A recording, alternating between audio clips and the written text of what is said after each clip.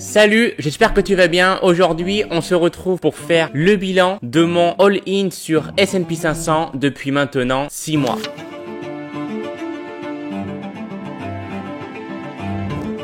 Si c'est la première fois que tu tombes sur une de mes vidéos YouTube, je me présente très rapidement. Je m'appelle Dimitri, je suis étudiant en école d'ingénieur en alternance. Parallèlement à ça, j'investis en bourse et bientôt en immobilier. Et depuis 1 an, j'ai décidé de partager toute mon aventure sur YouTube. Donc si ça t'intéresse de suivre l'aventure d'un jeune comme moi qui investit, qui prend les choses en main pour son patrimoine, tu peux t'abonner, ça me ferait énormément plaisir et on peut continuer la vidéo. Alors comme d'habitude, je t'ai préparé un petit diaporama aux petits oignons afin que ce soit le plus clair pour toi et le plus compréhensible. Donc on va se retrouver derrière mon ordinateur. Mon S&P 500 ROI pour Retour on Investing, retour sur investissement, sur une période de 6 mois, donc depuis le 1er janvier 2024 jusqu'au 1er juillet 2024. Donc j'ai partagé cette vidéo en 4 parties. La première, quelle plateforme j'utilise. En deuxième, quel plafond indiciel S&P 500 j'ai choisi. En troisième partie, ma stratégie, pourquoi cette stratégie. Et en quatrième, la dernière partie, la plus intéressante, où je vais te dévoiler les chiffres, les résultats après avoir investi pendant plus de 6 mois dans le S&P 500, le retour sur investissement. Alors, quelle enveloppe j'utilise? Donc déjà, tu dois savoir que quand on investit en bourse, on a le choix entre un compte titre ou un compte PEA. Moi, personnellement, j'ai commencé par le PEA. Donc ici, on va parler du PEA et c'est celui-ci que j'utilise pour investir dans le S&P 500. Donc moi, mon objectif avec le PEA, c'est que ça devienne le cœur de mon patrimoine boursier. Que ce soit finalement ma résidence principale pour la bourse. Donc en effet, je veux placer un maximum d'argent dans le PEA mais ne jamais en ressortir. Donc quand je dis un maximum, bien sûr je suis limité à 150 000 € de versement. C'est la limite pour le compte PEA. Mais je veux vraiment me concentrer sur ça pour que le PEA devienne le cœur de mon patrimoine. Donc je veux en aucun cas sortir de l'argent de ce compte. Et ce qui est très bien avec le PEA pour apprendre à avoir cet esprit long terme, c'est que il est bloqué pendant une durée de 5 ans. Donc de toute manière, une fois que l'argent rentre, je ne peux pas le sortir avant 5 ans. Et ça, c'est très intéressant. Ça m'apprend tout simplement à avoir une vision long terme. Et la troisième raison, c'est la raison principale, je pense, pour laquelle la majorité des Français commencent par un PEA pour investir en bourse, c'est que l'imposition est inférieure par rapport au compte titre. En effet, elle est de 17% alors que le compte titre est de 30%. Finalement, dans le PEA, on retrouve juste les prélèvements sociaux de 17,2%. Et enfin, pour terminer, par quel courtier je passe? Eh bien, je passe par Bourse Direct, qui est le meilleur courtier en termes de frais. Je parle bien en termes de frais, hein. En termes d'interface, c'est discutable, mais en termes de frais, je vous mets la petite feuille juste ici, c'est très intéressant. Bourse Direct occupe la première marche des podiums des comparatifs PEA pour ce qui est en termes de frais. À présent, quel fonds indiciel j'ai choisi pour pouvoir investir dans le S&P 500? Donc déjà, je pense que vous êtes bien d'accord de ce côté-là. Lorsqu'on a un PEA, on est normalement obligé d'acheter soit des actions françaises, soit des actions européennes. Mais il y a une petite astuce, c'est d'acheter des parts d'ETF à réplication synthétique. Donc c'est-à-dire que ces ETF là, enfin bref, on va pas rentrer trop dans les détails, mais n'achète pas réellement les actions, ça passe par des swaps un peu compliqués, mais on peut acheter du coup des ETF qui répliquent quelque chose de l'étranger, donc hors France, hors Europe. Donc ça, c'est la première chose. Ensuite, une fois que vous voulez acheter donc des ETF à réplication synthétique, vous aurez deux choix, soit capitalisant, soit distribuant. Moi, pour ma stratégie, je veux donc, comme vous l'aurez compris, au maximum capitaliser pour faire grossir ce PEA afin que ça représente vraiment une grosse partie de mon patrimoine. Eh bien, je pars sur une partie capitalisant. Enfin, je pars sur un ETF à type capitalisant. Tout simplement, puisque les dividendes vont être automatiquement réinvestis, qui est le contraire de l'ETF distribuant où les dividendes vous sont redistribués. Et donc, une fois que vous avez fait tout ça, que vous voulez un ETF à réplication synthétique pour pouvoir être éligible au PEA, ensuite avoir un ETF capitalisant et enfin investir dans le S&P 500, eh bien, vous aurez deux choix. Le premier, c'est le Lyxor PEA et le deuxième, c'est le BNP Easy S&P 500. Donc, en effet, c'est les deux seuls ETF avec tous les critères que je viens de vous citer pour investir dans le S&P 500. Donc moi, en début d'année, je m'étais pas trop embêté, je voulais réduire au maximum mon risque et donc j'investissais dans les deux ETF. Après réflexion, je me suis dit bon, finalement, est-ce qu'il y a un gros intérêt d'acheter ces deux ETF? Pas vraiment. Donc c'est pour ça, aujourd'hui, on va faire quand même une petite comparaison pour que les idées soient claires à propos de ces deux ETF qui permettent d'investir dans l'indice S&P 500 via un compte PEA. Donc pour cela, on se rend sur le site Juste ETF, donc qui est un site où il y a énormément d'informations sur plein d'ETF et donc là, ils ont même un outil où on peut comparer des ETF. Donc moi, j'ai rentré mon BNP Paribas et mon Lyxor. Donc la première chose qu'on va comparer, c'est la performance. Ici, qu'est-ce qu'on voit? Que les deux courbes, donc la courbe orange du BNP et la courbe bleue du Lyxor, les deux courbes sont superposées. Donc c'est-à-dire que la performance est égale, les deux suivent le même chemin et donc sur une période de 5 ans, on voit que le BNP il a fait 107% alors que le Lyxor il a fait 106,5%. Autant dire qu'il y a match nul pour l'instant pour les deux en termes de comparaison. La deuxième chose que l'on va pouvoir comparer à présent, c'est les frais. Et là, encore une fois, match nul pour les deux ETF puisque ils ont tous les deux 0,15% de frais. Et donc, le dernier critère qui m'a fait pencher vers BNP Paribas, il s'agit de la taille du fonds qui est un élément très intéressant pour pouvoir évaluer le risque d'un fonds. Et on voit ici que le BNP Paribas a une taille de fonds de 2,6 milliards. Donc on voit que notre petite flèche ici est vers le vert, donc c'est-à-dire que le risque est assez faible, alors que ici, Lyxor, on voit que le fonds est beaucoup plus petit de 459 millions, où là par contre notre curseur est plus sur le orange, donc qui indique un risque un peu plus élevé. Donc pour résumer, la taille du fonds du BNP Paribas est 5 fois plus importante que celle du Lyxor, donc c'est pour ça que je suis plus parti pour le BNP Paribas, car normalement la taille du fonds indique si c'est plus risqué ou pas, car normalement un fonds avec une taille très importante est moins risqué qu'un fonds avec une taille plus petite. Bon, maintenant vous avez compris, je suis focus sur le BNP Paribas Easy S&P 500 et vous avez compris pourquoi. Maintenant, on va passer très rapidement en revue ma stratégie qui repose sur 3 piliers. La première, c'est la diversification. Pour moi, faire un all-in sur S&P 500, je suis suffisamment diversifié et je vais vous expliquer ça tout de suite. J'ai essayé de comparer le compte PEA moyen d'un Français et mon compte PEA. Après discussion avec pas mal de personnes sur qu'est-ce qu'ils investissaient et dans quoi ils investissaient à travers leur compte PEA, eh bien, j'ai pu m'apercevoir que au moins 80% de ces personnes ont dans leur compte PEA le top 10 du top 40 et ça s'arrête là. Donc, c'est-à-dire que dans leur compte PEA, ils ont Total, Stellantis, LVMH, Air Liquide, Hermès et 2-3 autres entreprises du CAC 40 qui se situent dans le top 10 et ça s'arrête là. Alors que moi, en faisant un all-in sur S&P 500, eh bien, j'ai 500 entreprises, sachant que ces 500 entreprises font au moins 40% de leur chiffre d'affaires en dehors des US. En plus de ça, ce sont des entreprises incontournables à notre époque. En effet, lorsqu'on pense à Google, qui n'utilise pas Google aujourd'hui, quand on pense à Microsoft avec Excel, Word, SharePoint, Outlook, toutes les entreprises du CAC 40 utilisent ces logiciels-là. Et enfin, lorsqu'on pense à Meta avec Instagram et Facebook, c'est très très connu, tout le monde utilise ces réseaux sociaux. Et en plus de ça, c'est le premier pays d'origine des startups. En effet, 50% des startups qui sortent aujourd'hui proviennent des États-Unis. Donc c'est pour ça que moi aujourd'hui, je pense qu'en étant sur le S&P 500, je suis suffisamment diversifié. C'est pour ces raisons-là. Je suis, je pense, beaucoup plus diversifié que quelqu'un qui investit seulement dans le top 10 des actions du CAC 40 via un PEA. La deuxième chose qui s'écarte un peu des entreprises, c'est que j'ai plongé un peu plus dans la politique du pays et dans la mentalité des personnes qui composent ce pays. En France, on le sait très bien, il y a de la jalousie quand une entreprise réussit, quand des personnes réussissent. Lorsque, par exemple, un patron va vouloir augmenter ses employés, il va avoir de la jalousie. Et il y a aussi, ça c'est pareil, je vous apprends rien, une forte imposition qui pour moi est un frein pour la croissance des entreprises et donc pour leur performance. Alors qu'aux États-Unis, à l'inverse, il n'y a pas de tabou avec l'argent, la réussite est très très bien vue et le capitalisme est très bien imprégné et plusieurs économistes l'ont démontré. Lorsque des États ont un capitalisme très bien intégré, eh bien ça va pousser toutes les entreprises vers le haut et donc avoir une très bonne performance. Et le dernier pilier sur lequel repose ma stratégie, c'est bien sûr la chose qui nous intéresse le plus en tant qu'investisseur. Il s'agit de la performance de l'indice du S&P 500 qui surperforme tous les autres indices. Ici, je vous ai comparé 4 indices différents. Donc en bleu clair, il y a bien sûr le S&P 500, en jaune le CAC 40, en orange l'Europe Stock 600 et en bleu les marchés émergents. Eh bien, on voit que sur une période de 5 ans, c'est le S&P 500 qui a tout raflé en ayant une performance de plus de 100%, en jaune le CAC 40 50%, en orange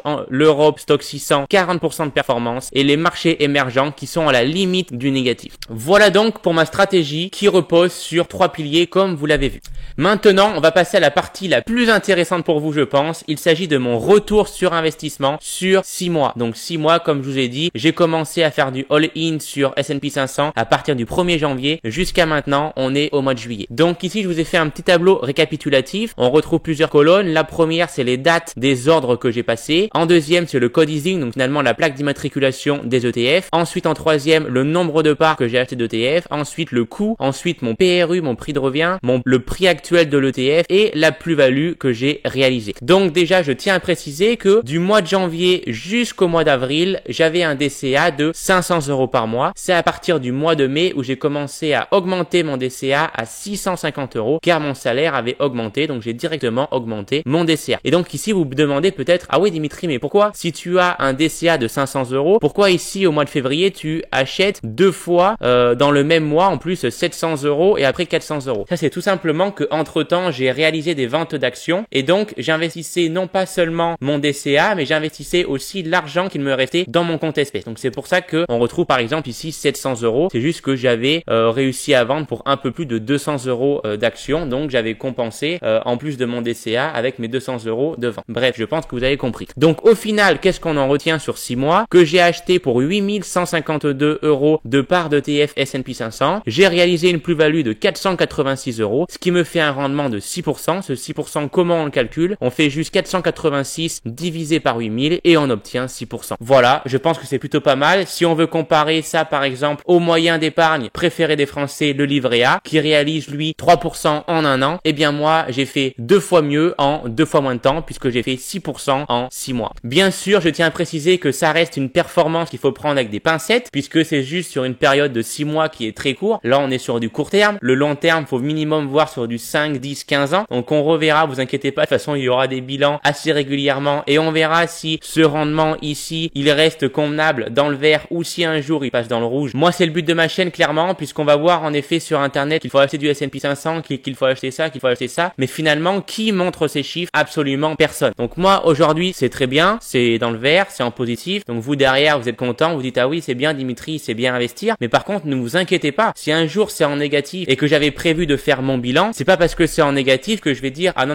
moi je sors pas ma vidéo parce que sinon ils vont croire que je sais pas investir. Non, si c'est en négatif c'est pas grave, on fera ensemble le même bilan et on essaiera de voir quelles erreurs j'ai pu faire. Mais là aujourd'hui on va pas se plaindre, c'est dans le positif, c'est dans le vert, donc tout va bien. On va continuer comme ça à verser 650 € en DCA. Si je peux investir plus, j'investirai plus. Bien sûr pas trop non plus puisque moi j'aimerais quand même lisser mon prix. Donc par exemple je ne veux pas verser directement 20 000 € dans mon compte PEA. Je préfère lisser mon investissement, donc prendre le temps 5 voire 10 ans pour remplir mon compte PEA. Et puis voilà, moi je vais continuer ainsi, all in sur le S&P 500. Comme je vous ai dit, ma stratégie elle me paraît très solide et donc je vais continuer ainsi. En tout cas, dites-moi en commentaire si vous avez des remarques à me faire, si vous de votre côté comment vous gérez votre compte PEA, ça m'intéresse très fortement. Et sur ce, on se retrouve pour une prochaine vidéo. Si c'est pas déjà fait, pense à t'abonner à la chaîne, ça me ferait énormément plaisir. Et puis moi je te souhaite de super investissements. C'était Dimitri, ciao.